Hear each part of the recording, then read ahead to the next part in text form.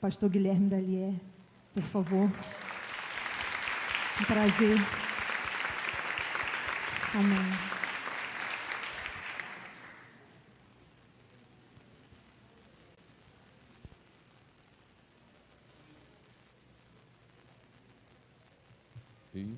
Agora sim, boa noite, queridos. Graça e paz de Cristo Jesus. Que bênção esse congresso, parabéns pela iniciativa. Tenho certeza que vocês já foram tremendamente abençoados na sexta, tremendamente abençoados no domingo, e não tem dúvidas que também o Senhor vai continuar se manifestando aqui hoje. É muito notória a presença do Espírito Santo aqui nesse lugar. Verdadeiramente o Senhor habita no meio dos louvores do seu povo. A palavra de Deus diz que onde há 2 ou 3 reunidos, Ele está no nosso meio. Amém, amém? Quero agradecer aí o convite querido da irmã Solange. Que é isso? Cadê ela? Aqui, irmã Solange, diácono Renato. Me sinto muito honrado em estar aqui com vocês mais uma vez. Fui chamado pelo pastor Renê para participar do aniversário da igreja. E agora, nesse encerramento do congresso, certamente o Espírito Santo tem algo para falar aos nossos corações nessa noite. Estou acompanhado aqui pela minha esposa. Muito bom rever meus amigos de CFM aí. É sempre muito bom revê-los. Bom, vamos pregar a palavra, que para isso que eu vim aqui hoje, amém? Vamos colocar de pé nessa hora. Tenho certeza que Deus tem algo a ministrar muito forte aos nossos corações. Eu te convido a abrir a Bíblia no livro de Ezequiel, capítulo 37, versículo 1. Tenho certeza que vocês já aprenderam muito sobre oração. Muito, né? Pastor Reginaldo é alguém muito querido, muito experimentado na palavra. Pastor Renato Tolissano, nem se fala, um amigo meu de longa data, muito profundo na palavra. Hoje eu gostaria de trazer um pouquinho mais de aplicação, onde que a oração, o tema da mensagem é a oração que transforma vales. Eu tenho certeza que nós temos vivido dias muito difíceis, sim ou não? Dias de vale, mas nós temos uma opção, aliás, a primeira. E a oração, ela transforma cenários. A oração, ela transforma vales. Eu tenho certeza que essa noite a gente vai clamar e Deus vai curar, vai libertar, vai salvar, vai restaurar a sorte de muitos aqui. Quem crê, diga amém. Então vamos ler o texto que diz assim, Ezequiel, capítulo 37, a partir do versículo 1.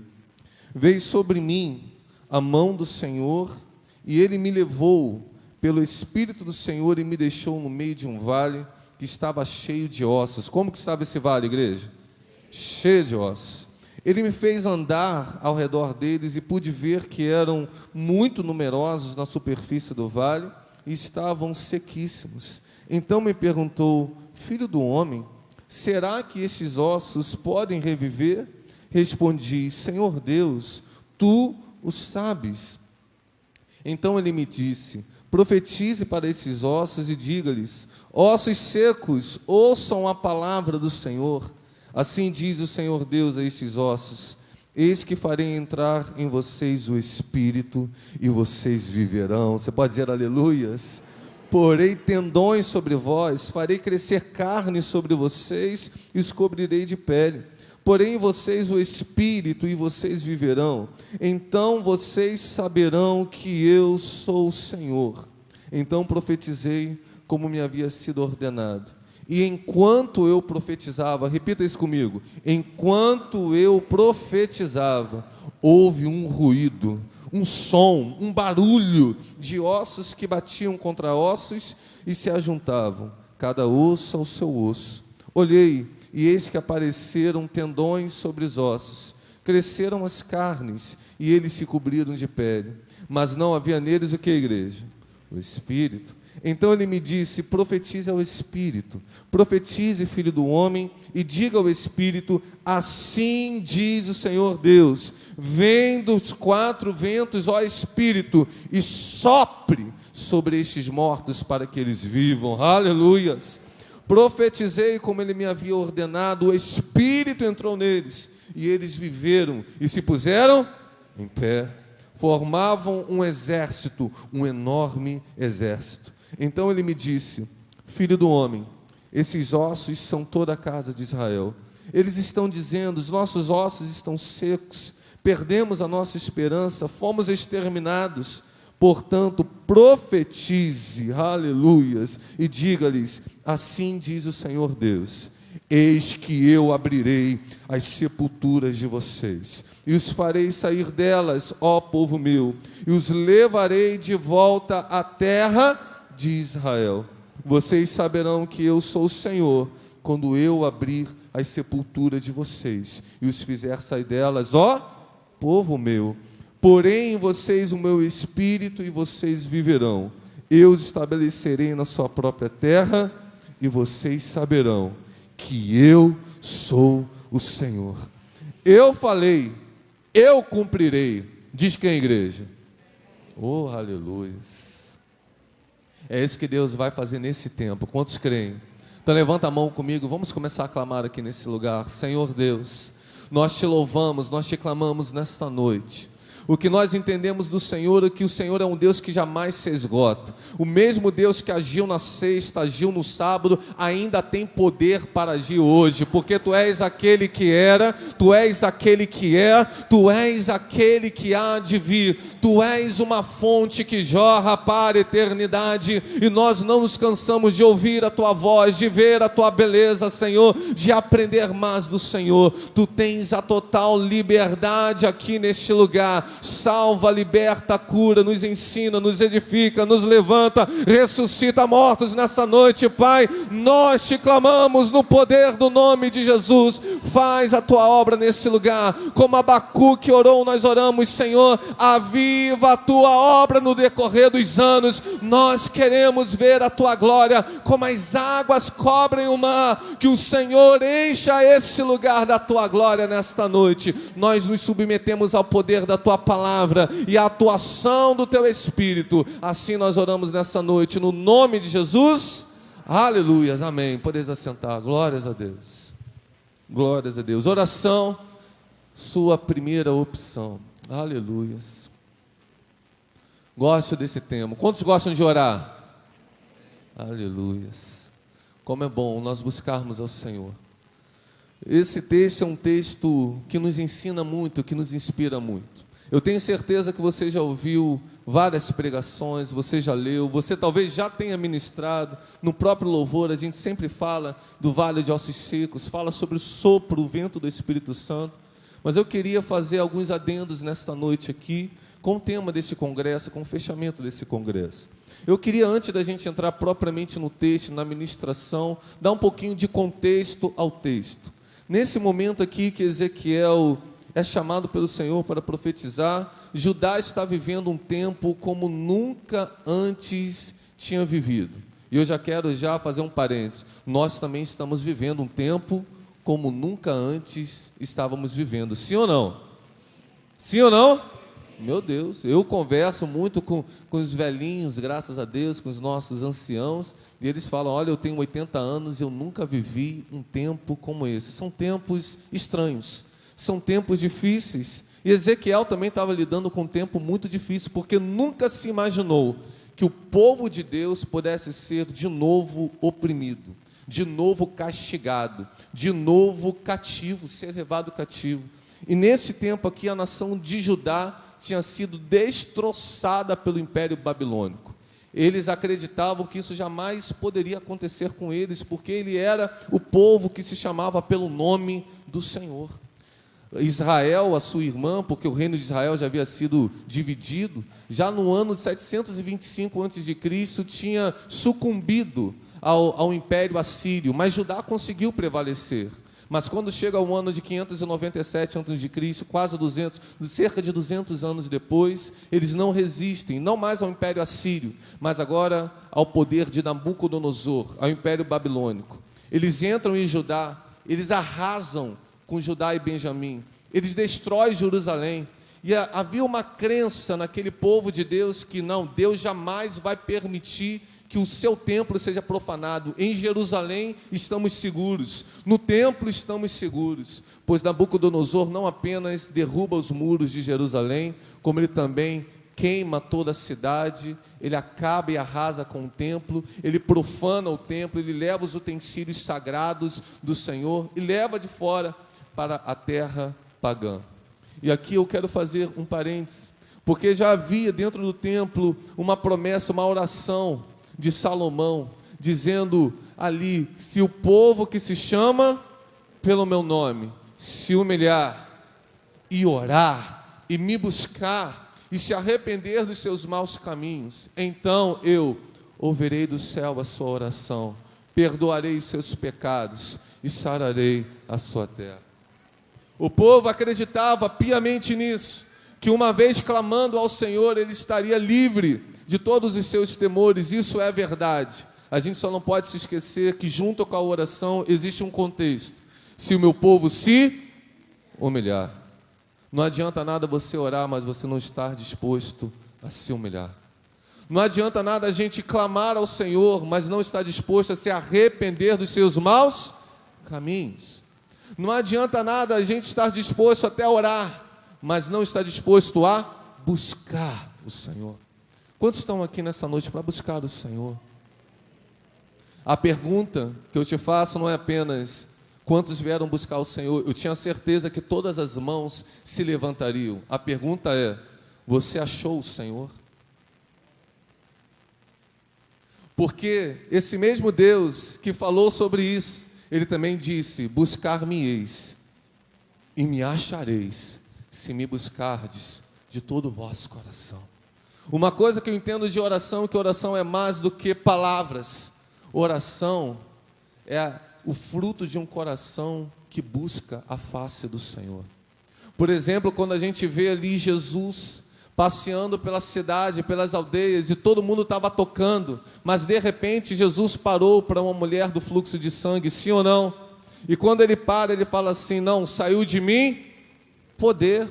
Mas aí eu te pergunto, estava todo mundo tocando em Jesus, Jesus parou para eles? Mas teve uma mulher que tocou diferente, porque ela tocou com um coração humilhado, ela tocou com um coração rendido, ela tocou com um coração transformado, ela tocou com um coração na total dependência do Senhor. Quando o povo de Deus se humilha, quando o povo de Deus se arrepende dos seus maus caminhos, quando o povo de Deus busca ao Senhor seu Deus de todo o seu coração, sai poder, sai virtude, nossas enfermidades são curadas, as opressões são libertadas, Deus começa a liberar um novo tempo, e eu creio que está chegando um novo tempo nessa terra, nessa igreja, nessa geração, porque aqui há uma geração que busca o Senhor de todo o seu coração. John Bevere, um grande escritor e pregador da palavra americano, ele diz: se a tua vida de oração é pequena, é fraca, é porque a tua fome é pequena. Mas eu tenho certeza que eu estou aqui também diante de uma geração que tem muita fome, tem muita sede de Deus, e quem tem fome e sede de Deus busca o Senhor. Eu posso ouvir um amém? Ezequiel fazia parte dessa geração, uma geração que buscava ao Senhor, que não buscava apenas as mãos do Senhor, buscava a face do Senhor, buscava o rosto do Senhor, buscava a glória do Senhor. Ezequiel é levantado pelo Senhor nesse tempo, e ele é contemporâneo de Jeremias e Daniel. Ele é contemporâneo de quem? Jeremias e Daniel. Daniel já havia sido deportado na primeira invasão babilônica, e Deus vai usar Daniel para pregar e para glorificar o seu nome lá no palácio de Nabucodonosor. Ele vai ser governador, ele vai glorificar o nome do Senhor lá no meio do governo da Babilônia.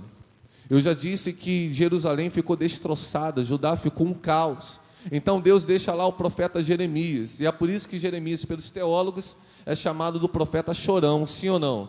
E ele provavelmente é o autor de Lamentações, as Lamentações de Jeremias, porque ele só via dor, angústia e sofrimento, e ele tem que profetizar para um povo que vivia no meio do caos, e não obstante, vivendo no meio do caos, vivia ainda um coração obstinado e rebelde. Mas Ezequiel é diferente, porque Ezequiel, ele é também levado cativo para a Babilônia, só que ele não está no palácio como Daniel, ele está junto com um povo triste, um povo desanimado, porque está distante do templo, está distante da sua terra, foi separado da sua família, mas é ali naquele lugar que Deus levanta um profeta. Eu creio de coração que nesse tempo Deus está levantando profetas nessa noite, Deus está aqui nessa geração levantando profetas, e olha que Ezequiel, antes dele ser profeta, ele vinha de uma família de sacerdotes, ele era filho do grande sacerdote Buzi, mas agora Deus estava não apenas selando ele com o ministério sacerdótico, estava também levantando ele com o ministério profético. Isso fala de nós, queridos, nós que estamos vivendo esse tempo tão antagônico, ante tanta ansiedade, sim ou não, está sobre o coração dos filhos, ante tanta preocupação, tanta tristeza, tanto abatimento, tantas incertezas nós temos nesse tempo. Mas para quem tem o Senhor, em tempos incertos, uma coisa é certa: em todas estas coisas somos mais que vencedores por meio daquele que nos amou. Sacerdote, quantos sacerdotes eu tenho aqui? A Bíblia fala que o Senhor comprou com o seu sangue, nos redimiu e nos tornou reino e sacerdotes. E uma coisa que nós entendemos sobre a função do sacerdote, ele é aquele que faz a mediação entre os homens e Deus. Amém ou não amém?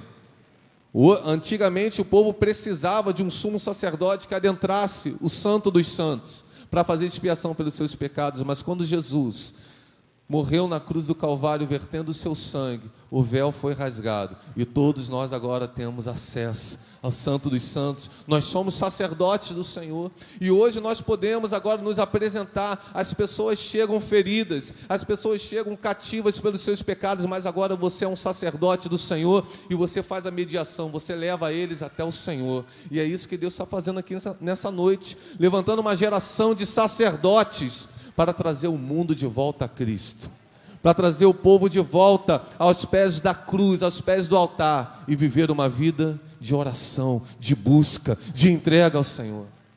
Agora, Ezequiel era sacerdote, mas Deus agora também está chamando ele como profeta. Como que? Profeta.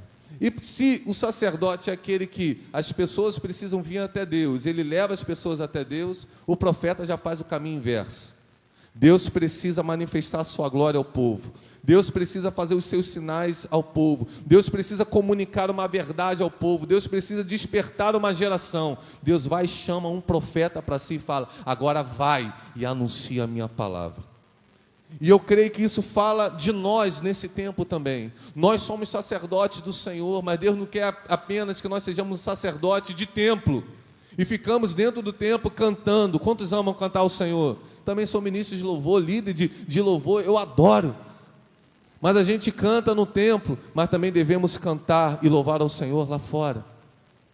Eu amo orar nesse lugar. Aliás, essa casa é chamada o quê? Casa de oração. Mas nós, conforme nós vamos pregar aqui, nós vamos falar aqui, Deus também está nos chamando para pregar e orar lá fora.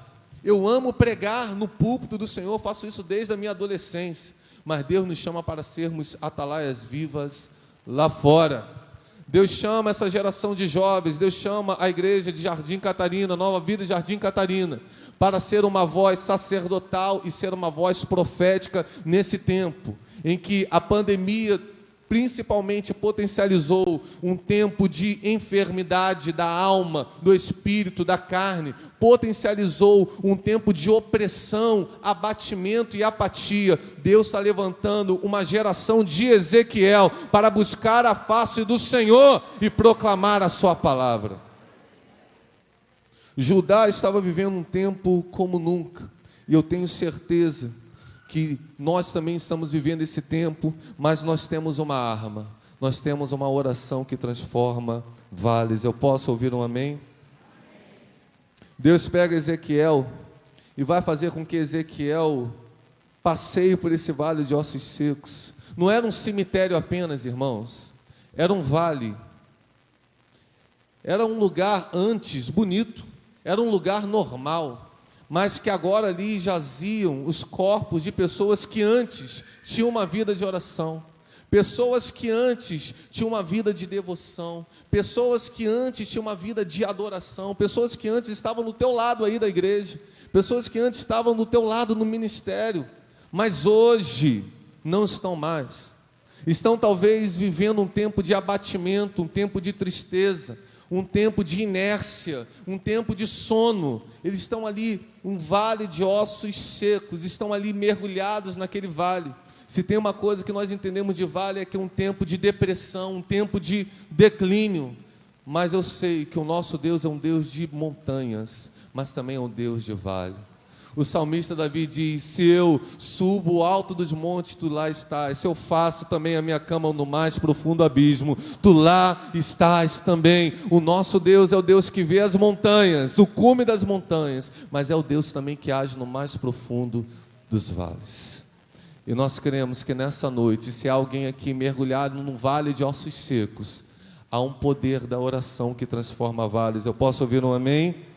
Eu não sei o que porventura tenha paralisado a sua vida de oração, tenha paralisado a sua vida de busca, talvez muito como a ministração aqui do Ministério de Teatro. Que poderoso, e como é assim.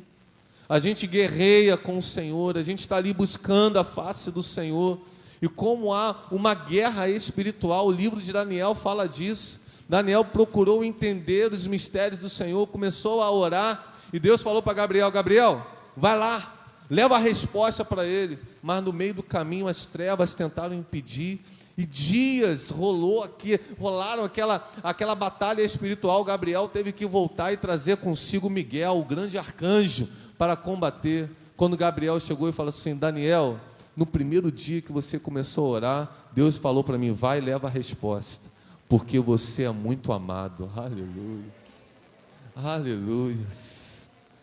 Eu sei que eu estou diante de uma igreja amada, de filhos amados, que tem buscado em oração a sua resposta, o seu avivamento. E eu creio que esse tempo está chegando. Uma batalha espiritual está aqui sobre esse lugar para impedir a tua vitória, mas Deus está guerreando por nós nesta hora, e nada vai impedir a vitória da sua igreja, porque Ele mesmo disse: as portas do inferno não prevalecerão contra a minha igreja.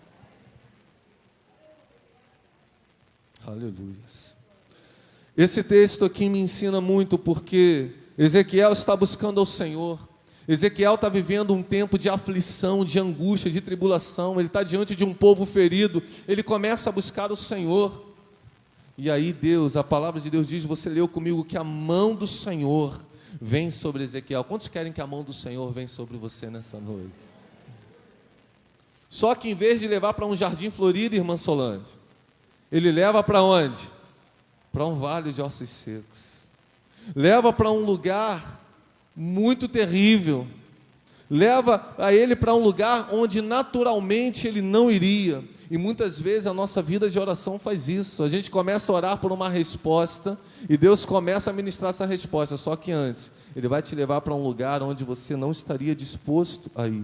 E esse vale era um vale de ossos sequíssimos. Então Deus naquele momento faz uma pergunta para eles. Quando Deus coloca Ezequiel ali, fala: Ezequiel, você crê que esses ossos podem reviver? E eu quero perguntar isso nessa noite para você. Você crê que pode ocorrer um grande avivamento na sua vida, nessa geração? Você crê que de uma hora para outra Deus vai liberar os céus sobre esta terra, vai curar-nos dessa grande pandemia, e todo esse caos financeiro, moral, social pode acabar, pode terminar? Você crê que essa igreja pode viver um grande avivamento e transformar Jardim Catarina para a glória do Senhor? Você crê ainda? Oh, aleluia! Então aplauda o Senhor.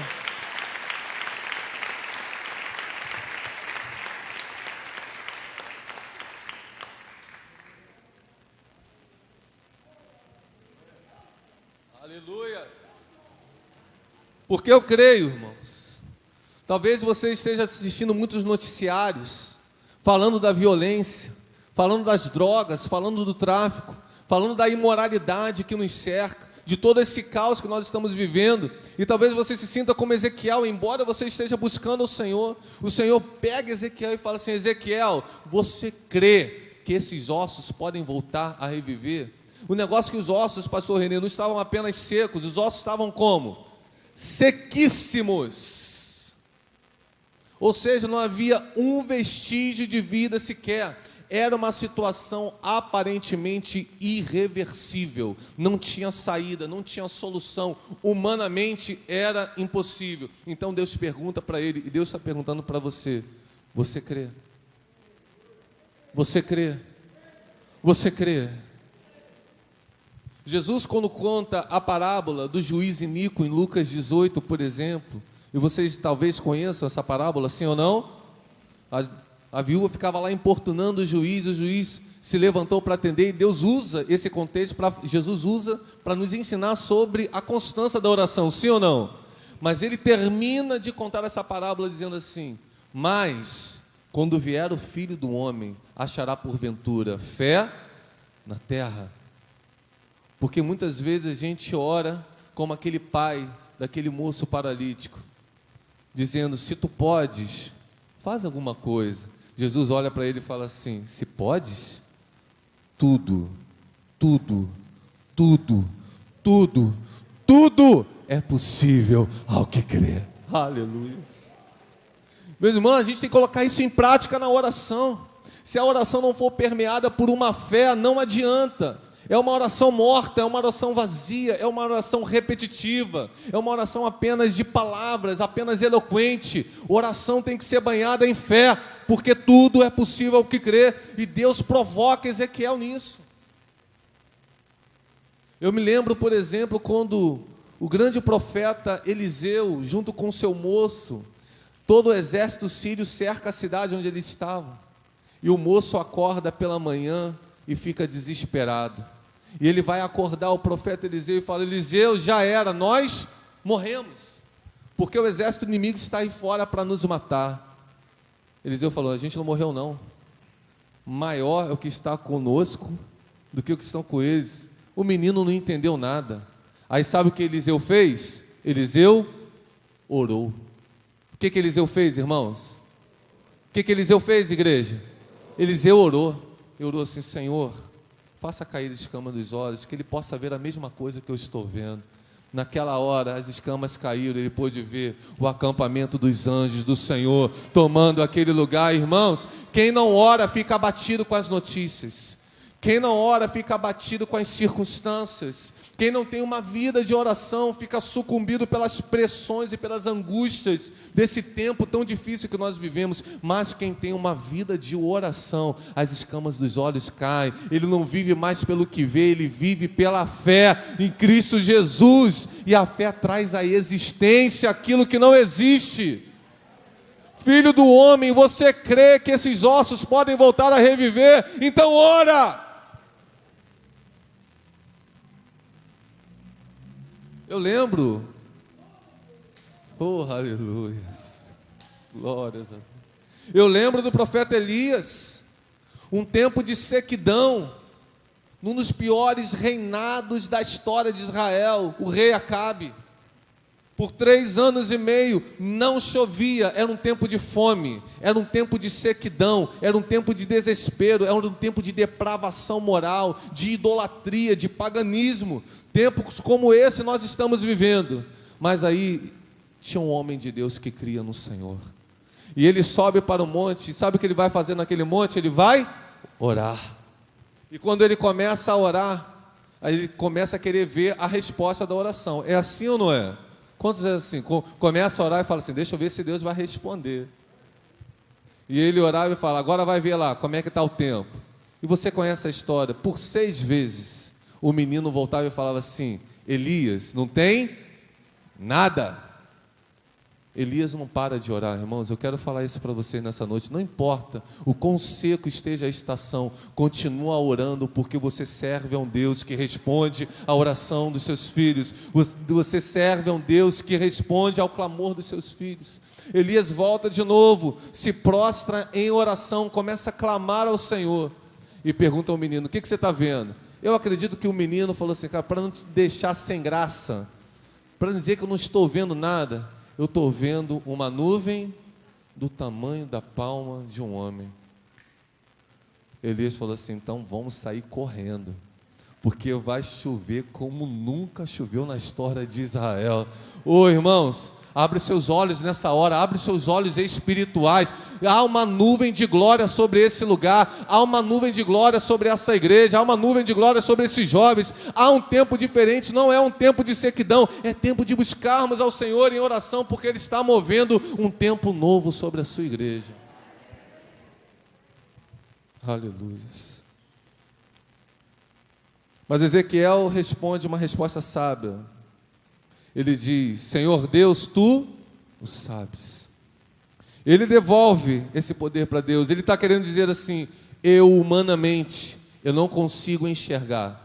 Eu não consigo enxergar que esses jovens vão ser cheios da unção do Espírito Santo. Eu não consigo enxergar que essas famílias vão de novo ser restauradas. Eu não consigo ver que o Brasil de novo será um país cheio de prosperidade e de crescimento. Eu não consigo ver que as situações que eu vou viver dias melhores. Tu sabes. Então Deus falou: eu sei, mas eu quero que você também saiba. Eu não te trouxe aqui sem um propósito, e Deus não trouxe você a esse lugar aqui sem um propósito. Deus quer que você não apenas assista um evento de avivamento. Deus quer que você seja um agente promotor do avivamento. Pega essa aí. Aleluia. Pega essa aí. Então, Deus vai falar algo para Ezequiel nesse texto que você acabou de ler comigo. Ele vai falar: ah, é? Então eu quero que você faça uma coisa. Então, profetiza. Fala isso comigo, profetiza. Levanta sua mão agora nessa hora e fala assim: profetiza. Foi isso que Deus falou para Ezequiel: Ezequiel, você crê? Amém. Eu posso fazer. Sou eu quem faz, mas é você quem profetiza. É sempre Deus, irmãos. É Deus que ressuscita mortos, é Deus que cura enfermos, é Deus que faz milagres. Mas Deus quer que você abra sua boca e profetize. Eu posso ouvir um amém?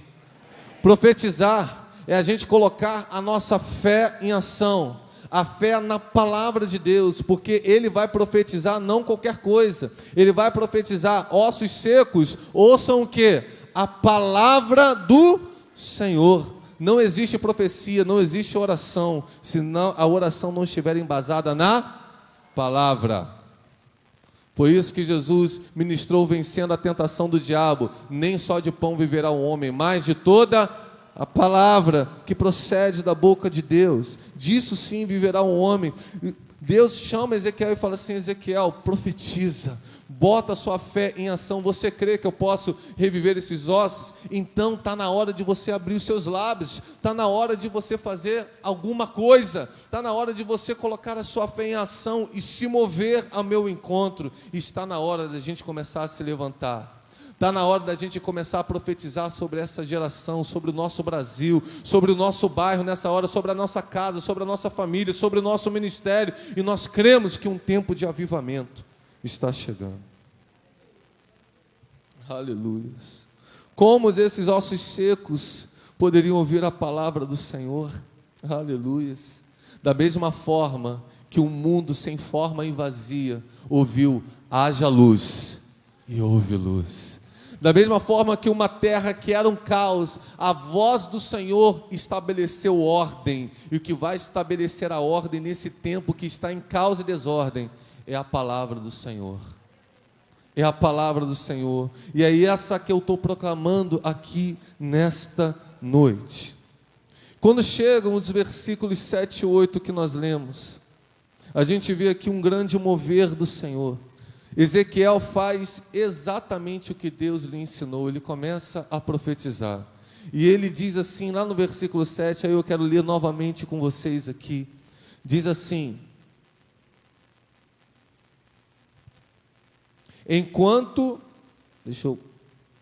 Então profetizei como havia sido ordenado, e enquanto eu profetizava, leia isso comigo, igreja. Enquanto eu profetizava, houve um ruído, um barulho de ossos que batiam contra ossos, e tendões sobre ossos, e cada osso ao seu osso. Olhei, versículo 8, e eis que apareceram tendões sobre os ossos, cresceram as carnes, e eles se cobriram de pele, mas não havia ainda o Espírito, oh, aleluia, isso eu acho lindo.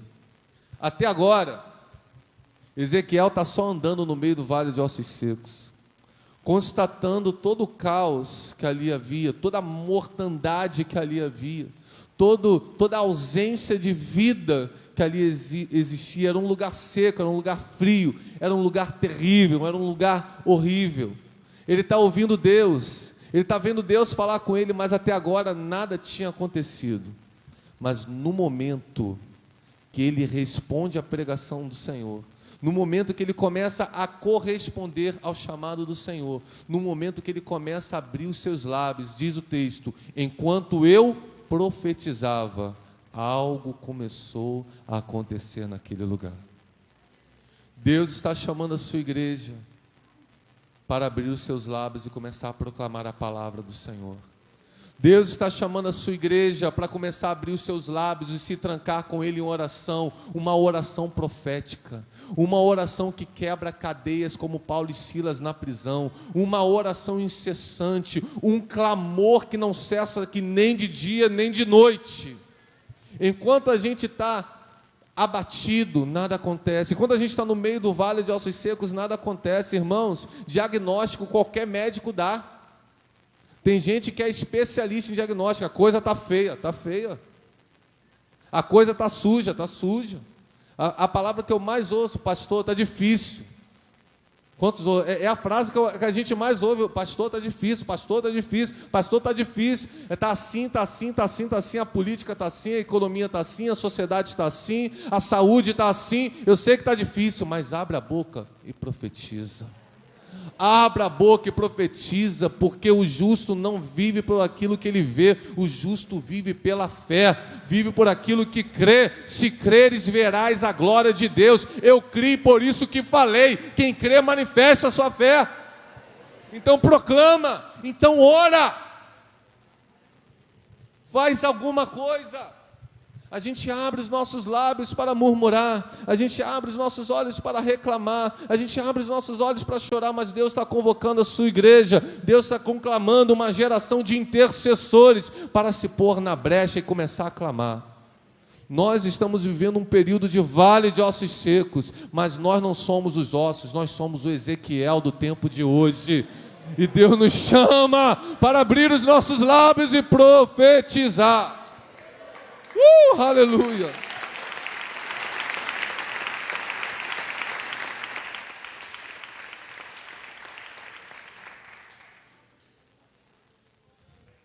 Enquanto eu profetizava, um barulho, um ruído.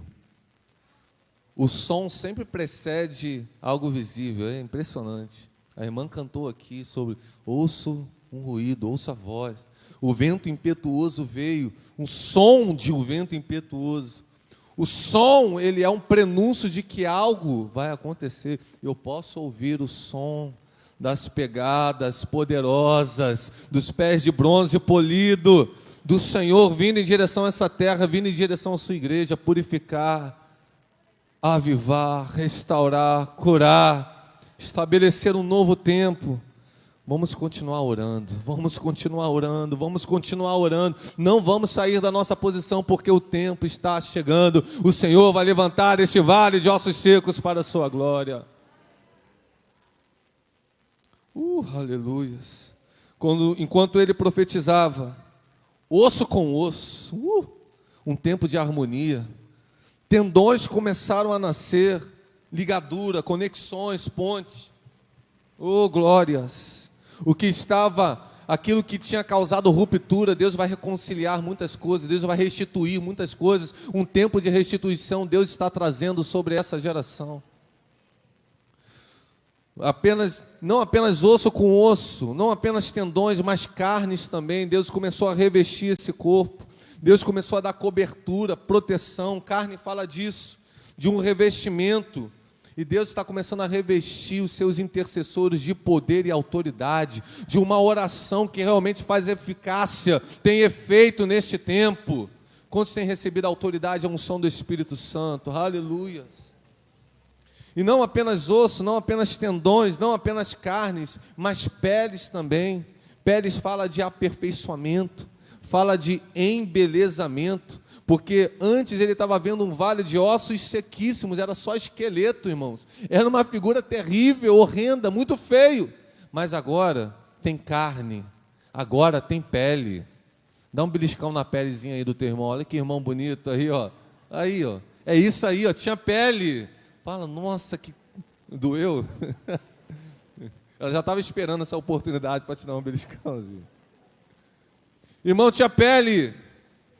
Deus começando a embelezar, Deus começando a aperfeiçoar o processo, porque Jesus disse, a boa obra, o apóstolo Paulo falando a respeito da obra de Jesus Cristo, a boa obra que Ele começou em nós, Ele há de aperfeiçoar até completá-la, até a volta de Cristo Jesus. A obra não fica pela metade, não é apenas osso com osso, não é apenas tendão, não é apenas carne. Deus vai completar aquilo que Ele começou. Nenhuma pandemia vai tirar, vai interromper, vai embarrear a obra do Senhor, porque há um povo que clama, há um povo que ora, e há um Deus que responde, um Deus que é fiel. Nada vai ficar pelo caminho, nada vai ficar inacabado, porque Deus é maior que a pandemia, Deus é maior do que esse tempo terrível. Deus é um Deus que aviva vale de ossos secos ainda hoje. A pergunta é, eu tenho profetas que buscam ao Senhor e que abrem os seus lábios para profetizar, porque Deus está em busca desses profetas nessa noite. Oh, aleluias. Mas apesar de haver toda essa beleza naquele lugar, a palavra de Deus diz que ainda não havia o Espírito. Oh, aleluia, aí o negócio fica bonito. Oh, aí o negócio realmente é maravilhoso. Porque não adianta nada ter corpo. O que traz vida ao corpo é o Espírito. Então você lê o texto comigo. Ezequiel orou para que aquele vale de ossos secos pudesse se transformar em corpos. Mas agora ele vai precisar orar para que esses corpos pudessem se levantar e ter vida. Porque você pode até ter corpo, mas se você não tiver o Espírito, você ainda está caído nos seus morto nos seus delitos e pecados. É o Espírito, o mesmo Espírito que estava sobre Jesus, o ressuscitou dentre os mortos. É o mesmo Espírito que nos vivifica e nos levanta para uma vida nova. Oh, aleluia, é o Espírito. Foi isso que Jesus falou para Nicodemos. Nicodemos, não me venha com religiosidade, importa é o que? Nascer de novo. Se alguém não nascer da água do Espírito, não pode ver o reino de Deus, não pode entrar no reino de Deus. O que é carne, mas o que é do Espírito, é do Espírito. Oh, aleluia. Então ele começa a falar, Ezequiel, não para de orar não. Porque muitas vezes assim a gente começa a ver um progresso, o que a gente faz? Interrompe a nossa vida de oração, interrompe a vida de busca. O grande inimigo do ótimo é o quê? Tá bom. Tá bom. Ah, já tá bom. Já não está mais magrinho, já não está mais morto aqui, já não está mais só osso, já tem tendão, já tem carne, já tem pele. Tá bom, não tá bom não, irmão. Só tá bom quando Deus falar assim, chega. E Deus está falando ainda, me busca, porque eu tenho mais para derramar, eu tenho mais para fazer, eu tenho mais. A pergunta é, a gente tem fome, a gente tem sede de Deus, porque quem tem fome tem sede, ora. Oh, aleluia. Então ele levanta suas mãos, ele abre seus lábios novamente, e ele profetiza ao Espírito. E ele profetiza conforme você leu, dessa maneira, vento que vem dos quatro cantos, Espírito vem dos quatro ventos e sopra sobre esse corpo. Aleluias, oh aleluias, oh aleluias. E eu creio que o vento está soprando aqui já nesse lugar. Toda vez que há um profeta, que há um filho de Deus nesta posição de oração diante do Senhor, sendo chamado, obedecendo ao chamado do Senhor, que se levanta para profetizar, o Espírito vem. O Espírito vem. E aqui diz o texto que ele veio dos quatro cantos. E eu queria falar um pouquinho desses quatro cantos, desses quatro ventos: leste, oeste, norte e sul. São os quatro ventos, quatro cantos. O Espírito vai vir sobre ele, vai vir desses quatro ventos. Primeiro é o vento leste. Qual é o primeiro vento? Vem o vento do leste. Em hebraico, Cadiim, conforme Oséias 13:15, é o vento que vem do deserto. É um vento seco, irmãos. É um vento que queima. Mas ele tem uma finalidade. Ninguém gosta desse vento, que é um vento muito quente. Já viu aquele dia que o Rio de Janeiro, São Gonçalo, então, está 42 graus e até o vento do ventilador é quente, você fica suando na frente do ventilador? É esse vento aqui, mais quente ainda. O vento que vem do deserto. Ele vem para queimar. Ele vem para remover tudo aquilo que não foi de Deus. Porque essa nação de Judá estava caída, estava no vale por conta dos seus pecados, por conta de um tempo de idolatria, de apostasia, do abandono da vida de oração, trocando o Senhor pelas coisas, trocando o Senhor por uma vida secular, por uma vida pagã. Então Deus traz este vento para queimar tudo aquilo que não foi Ele quem plantou, e tudo aquilo que não foi Ele quem estabeleceu. E eu creio que o vento do Espírito vai soprar aqui, para levar embora tudo aquilo que não foi Ele quem plantou na sua vida. E vai levantar uma geração nova, uma geração santa, uma geração cheia de temor do Senhor, cheia de fome e sede, uma geração pura para Ele. Eu posso ouvir um amém? Vem o vento seco, leva embora, queima tudo aquilo que não é dele. Mas depois do vento leste vem qual? O vento oeste. Conforme lá em hebraico é Iam, lá em 1 Reis 18:45 fala desse vento. É o vento que anuncia a chuva fresca. Se o vento leste vem do deserto, o vento oeste vem do oceano, vem do mar. Então é o vento que? Fresco. É um vento que traz chuva. É o vento que traz as nuvens de Deus, traz um aguaceiro, e agora a terra seca vai começar a receber a chuva da glória do Senhor. É um tempo de refrigério. Não é isso que o salmista orou? Leva-me a águas tranquilas, refrigera a minha alma por amor do seu nome. Aquele povo que outrora estava seco naquele vale terrível, ele agora foi suspenso, tá de pé. Veio o vento do oeste, mas agora vem um vento fresco. E esse vento começa a soprar na sua vida nessa noite, de refrigério, de descanso.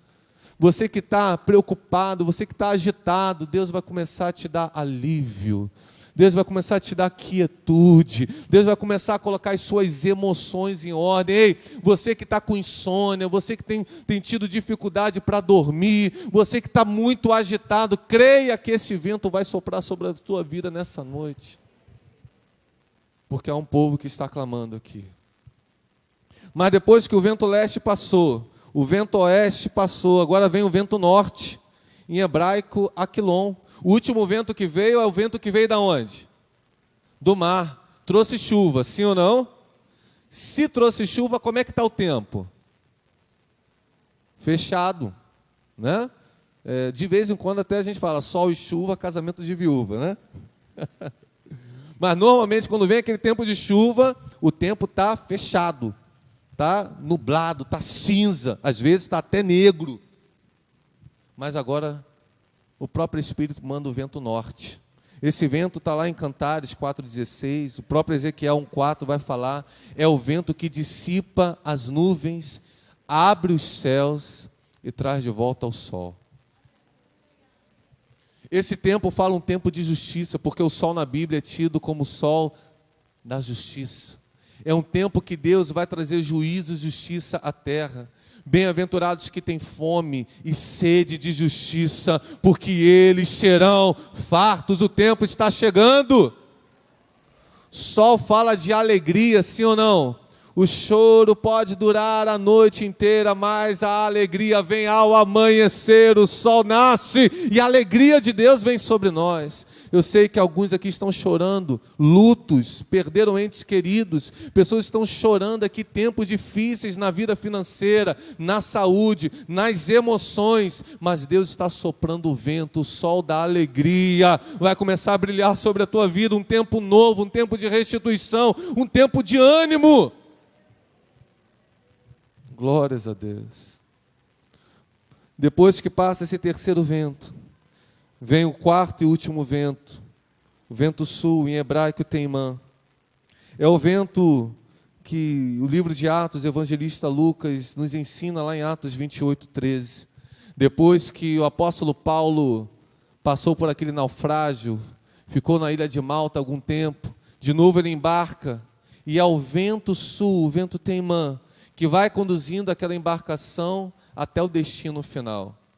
E talvez eu esteja falando para pessoas aqui que estão se sentindo perdidas, não sabem para onde ir, não sabem o que fazer. Até mesmo esse momento que nós temos vivido hoje trouxe muitos desencontros. Você perdeu talvez seu emprego, talvez você não está conseguindo se concentrar direito, você sente a sua atenção, um déficit de atenção terrível, e você fica se perguntando: e agora, Senhor, o que eu vou fazer? Para onde eu vou? Calma, que o vento sul vai soprar nessa noite.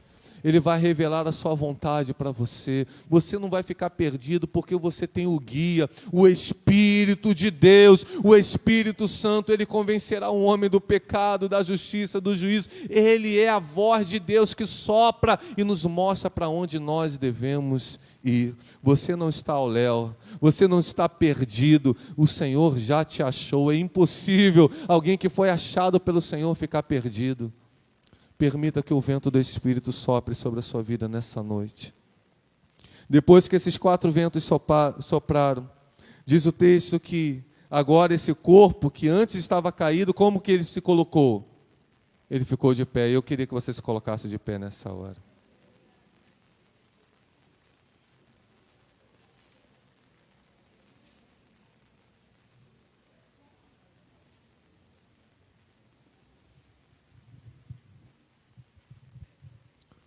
Aleluia. Só que aquele exército, ele não se levantou dessa maneira como a gente se levantou, não. Vocês se levantaram muito bonitinho, arrumando a roupa, as meninas arrumando os cabelos, os quais eu não tenho mais, apesar de ser ainda jovem. Mas o fato é que aquele exército, que aquele povo, aquele grupo de corpos de homens que antes estavam mortos, quando eles se colocaram de pé, eles formaram, sabe o quê? Um exército. Então, quando eles se levantaram, eles se puseram numa posição de marcha. Porque conforme foi ministrado aqui pelo teatro, nós estamos vivendo um tempo de guerra. Mas as nossas armas não são carnais. Elas são espirituais e poderosas em Deus para destruir as fortalezas. Aquele que antes estava morto se levanta. Aquele que antes estava fraco, agora começa a ser fortalecido. Fortalecei-vos no Senhor e na força do seu poder. Eles começam a pegar a espada da palavra, começam a pegar o escudo da fé. Eles começam a calçar o evangelho da preparação da paz. Eles começam a caminhar e começam a marchar. E é isso que o Senhor vai fazer na tua vida nessa noite. Tua vida que parece que está inerte, que está uma rotina enfadonha, que nada acontece. Deus está levantando você nessa noite para viver um novo tempo. Começa a marchar, começa a se levantar, começa a se mover nesta hora. Porque Deus está trazendo um novo tempo a essa terra. Vamos começar a profetizar nesta noite, vamos começar a clamar ao Senhor nesta noite. Porque Deus ainda ressuscita hoje, Deus cura ainda hoje, Deus age ainda hoje, Deus tem avivamento para hoje ainda. Então, enquanto nós vamos cantar esse louvor nessa noite, tudo certo? Você fique à vontade nessa hora, para como um exército vir até o altar e começar a clamar ao Senhor. Eu não sei o que você tem vivido, mas eu sei que a mudança está na oração. Está quando nós buscamos ao Senhor. O mesmo Deus que prometeu isso aqui para o seu povo disse: não, eu vou levar vocês de volta à terra. Babilônia não vai segurar vocês. O mundo também não vai poder deter aquele que busca a face do Senhor. Começa a se levantar nesta hora. Deus vai curar depressões aqui nessa noite. Essa noite você vai dormir como nunca. Essa noite você vai ter uma experiência com o Senhor como você nunca teve antes. Porque eu creio no Deus que atende a oração dos seus filhos. Então fique à vontade para buscar o Senhor nessa hora. Vamos buscar ao Senhor juntos. Vamos começar a profetizar acerca da realidade que nos cerca. Pode vir, pode vir. Ele está aqui nesse lugar. Vou me entregar totalmente. Faça isso nessa hora. Isso. Aleluias. O teu toque abriu